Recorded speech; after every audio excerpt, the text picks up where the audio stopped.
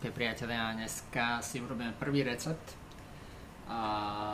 ktorým bude paleo pizza. Je to veľmi obľúbený recept mojej manželky aj mojho syna, ktorý má iba 3 týždne za chvíľku a už keď bol v brúšku, tak vždy kopal, keď dostal túto paleo pizzu. Je to trošičku obmenený a výborne vytunený receptík. To by ste to mali vidieť. Takže čo budeme potrebovať? Potrebujeme jeden pohár, mám takéto skvelé odmerky, jeden pohár tapiokovej múky. Takto super nádoby. Do ktorého zmiešame 1/3 pohára kokosovej múky. Recept je veľmi jednoduchý. Následne to trošičku zamiešame aby sa nám tie dve múky spojili. Pokiaľ máte food procesor, tak sa to dá spraviť vo food procesore. A to ešte prisypeme asi približne 1 čajovú lyžičku soli. Aby sme mali cesto poriadne slané. Ok, keď už máme pekne spojené obidve múky, tak pridáme, to je veľmi, veľmi dôležité, maslo. Pol pohára, neviem či to vidíte, pol pohára Kerrygold a maslák od kravičiek, ktoré boli krmené na pastvinách. Ja som si ho roztopil. Približne, malo by to byť tak, že to je pol hrnčeka. Niekedy mi vyjde viac masla, niekedy menej. A k tomu pol hrnčeku ešte je potrebné, dokopy by malo byť maslo a voda 1 hrnček, to znamená, že vždy roztopím nejakú časť a potom doplním vodou. Keďže maslo je teplé, tak bude trošičku vlážnejšie to cesto a presne tak to má byť. Môžete použiť aj olivový olej, čo ja veľmi neodporúčam, pretože olivový olej pri zohriatí oxiduje, preto ja používam maslo. Takže 1 pohár dokopy a pol pohára roztopeného masla a pol pohára vody. A pekne zmiešame s múkami a so solou, až sa nám z toho vytvorí taká masička. Ešte nie je cesto, ešte tam pôjdu nejaké ďalšie ingrediencie, ale máme takú ako keby spojenú a už sa to začína tvarovať do takej hrudky. Ale čakaj, tu mám nejaké svetlo, neviem, či je to dobré alebo zlé. Každopádne, keď sa nám to pekne spojí, tak si k tomu pridáme rozšľahané free range vajíčko. Free range je lepšie.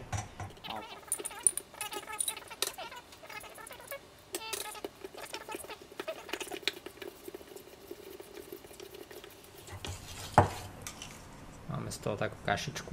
Hej, je to vidno? Neviem. Nie, takto je to lepšie. Super. A keďže je to trošičku moc kašovité, tak ja ešte pridám do toho trochu kokosovej múky, aby sa nám z toho spravila hmota, ktorá sa bude dať tvarovať. Čiže treba trošičku odsledovať. Ono bude z toho také cesto, trochu lepkavé, ale to nám nevadí. Celé to paleo, neurobíme z toho žiadne kysnuté tú nemku. Keď sa to ešte spájať. Ja som túto pizzu robil veľakrát. Raz na party som robil mini pizzu pre Talianov. Boli nadšení. Povedali, že to bola najlepšia pizza, tak ja neviem. Každopádne nechutí to ako klasická pizza, sa nemôžem vás klamať. Má to nejaké obmeny, ale zase sa vyhnete takým veciam ako lepok. Áno. OK. Máme cesto, vyzerá približne takto. Keď sa dá sa s ňou sformovať gulička.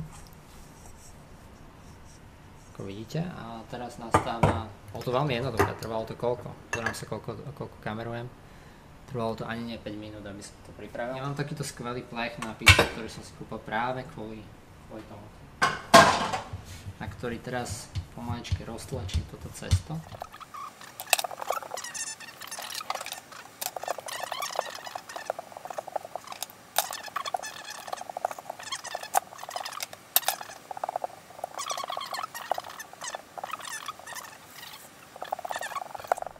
Toto je recept asi tak pre 2 ľudí, teda nám to vždycky stačí v kapke. Dneska ešte nie je pizzu, ale keď bol v brúšku, dal si, urobil som túto pizzu, robil som vždy vo štvrtok večer, keď som sa vrátil zo služobky. Tak vtedy mal také tie kopačkové dni, kedy sa chcel vykopať z brúška. Teraz to musím dať do peca. Čo to znamená do pece? Ja som si predehrial asi na 240 stupňov a nechám to tam tak 12-13 minút, ale veľmi to závisí od trúbky pice. Keďže tu som to roztlačil na veľkú plochu, alebo je veľmi tenká, tak na tých 240 to bude tak 12 minút. Ale keď to budete robiť na plechu, tak sa môže stať, že to bude tak 12-15, ale však sa pozrieme na to, koľko to je. Ide to šup v pece.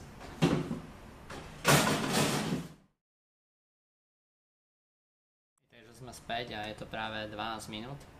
A vyzerá, že pizza je už pripravená, takže ju teraz vyberiem. A už to aj pípa.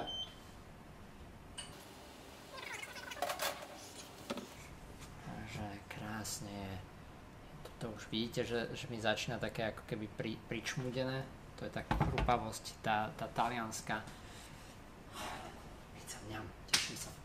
OK, takže potrebujeme pizza základ. Ja mám dneska tomato sauce organic with basil. Takže bazálka a trošku rozdrbaných perenajok. A teraz to pekne pokryjeme celú pizzu. Dneska si spravíme pizzu so šunkou a syrom. Máme k tomu natural anchored ham bez všelijakých no artificial ingredients, no artificial preservatives, no added hormones, no blablabla. Proste nič to neobsahuje a je to veľmi dobré. Toto kupujem zvyčajne u nás v nemoslimskej sekcii, kde je veľký nápis, že nevstupovať, pokiaľ ste moslim. Majú všetky tieto super mňamky ako slaninu a podobne. Takže dáme si túto šupčičku na to.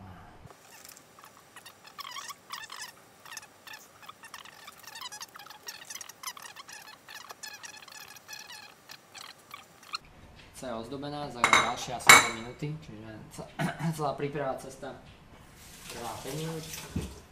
12 minút sme ho piekli a teraz to hodíme ešte na nejakých 10-12 minút do truby na 180.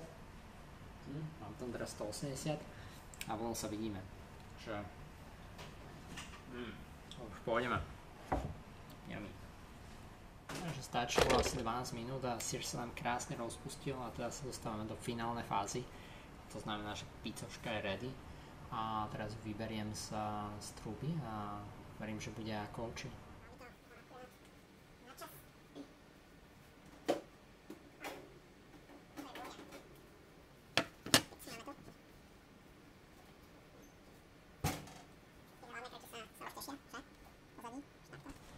Ukážem sa ten profil. Neviem, či to je dobre vidno, ale každopádne pizza vyzerá skvelé.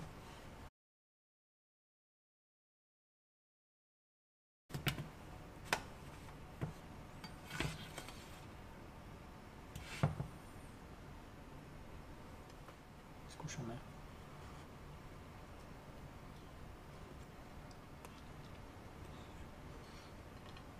Je to house. Ale je to delicious. Na prípravu skvelej paleopice potrebujete 1 pohár tapiókovej múky, 2/3 pohára kokosovej múky, sol, pol pohára kvalitného roztopeného masla, pol pohára vody, rozšľahané vajíčko a niečo na ozdobenie, čo len chcete. Dobrú chuť a ďakujem. Snáď zase na budúce urobím nejaký recept, pokiaľ bude čas, ale nesľubujem nič. Díky a dobrú chuť.